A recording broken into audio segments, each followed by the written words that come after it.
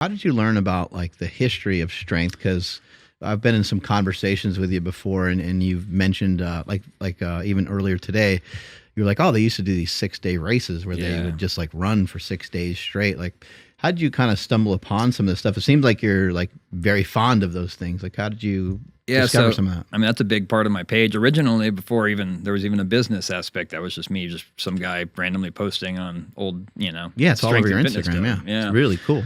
But I blink in there. He was a dope wrestler and MMA fighter, if you didn't know.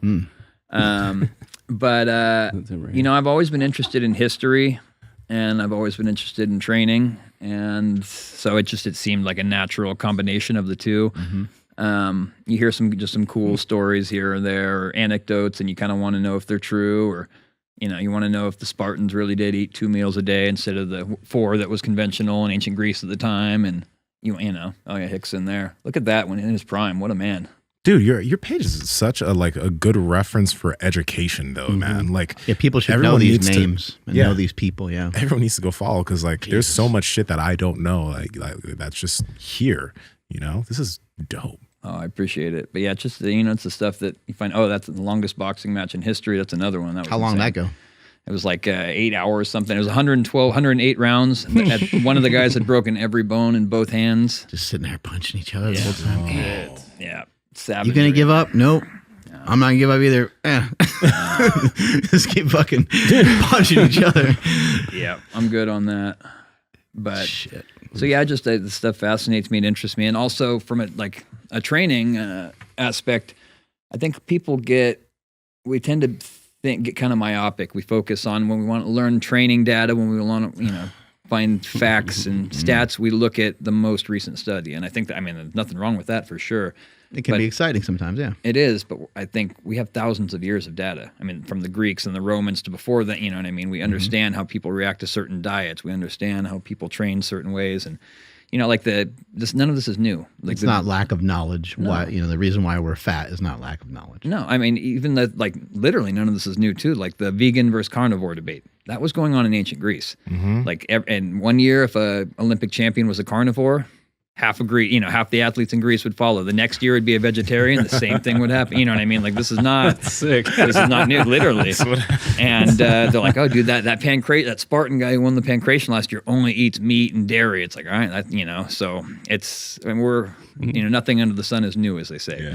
Yeah. This whole leg lock game we're talking about, that's not new either. I have a post on about the history of the heel hook. That's ancient Greece. Some guy was doing it because he was smaller than everyone. He kept getting trampled in pancration fights. Really? He learned how to catch a heel hook from underneath. He saw an oracle who he asked an oracle, like, hey, I'm getting fucked. There's no weight limits, by the way. He's like, I'm getting fucked up. How do I fight these bigger guys? And the oracle told him by being trampled upon. And he didn't really know what they were talking about. And then in one fight, he was getting trampled upon. He caught a little ashi or some sort of entanglement from the bottom and lifted that heel. Yep. Probably high on some mushrooms. Probably.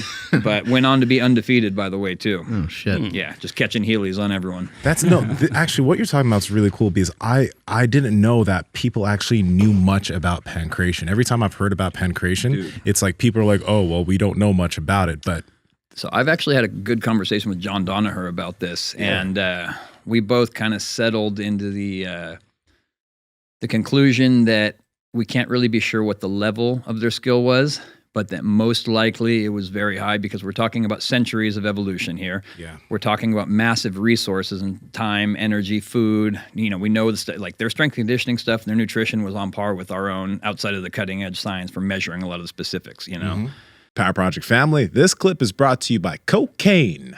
I mean, the cold plunge, because they pretty much do the same thing. Enjoy the clip. So it's probably pretty high. Do we know, like reconstructing a lot of the holds and stuff? We know there was punches, it was MMA. We also knew that you could grab someone's balls and twist. You could do a lot, you know what I mean? Like, it was a different level of... Krav Maga. Yeah, exactly. Yeah. But very dusty.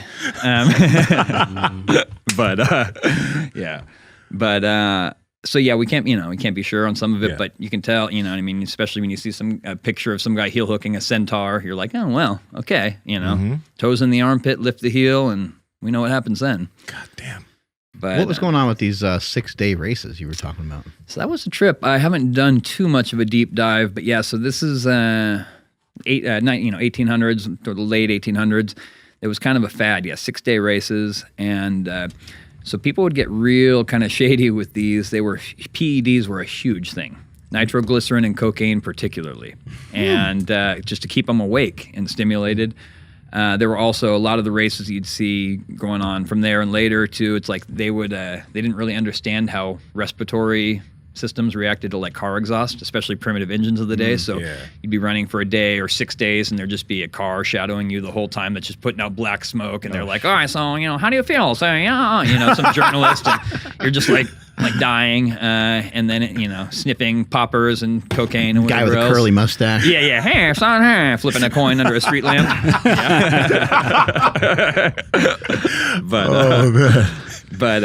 So they got squirrely, and then I believe that there was also a big thing at the first attempted female 6-day race because everyone thought it was inappropriate.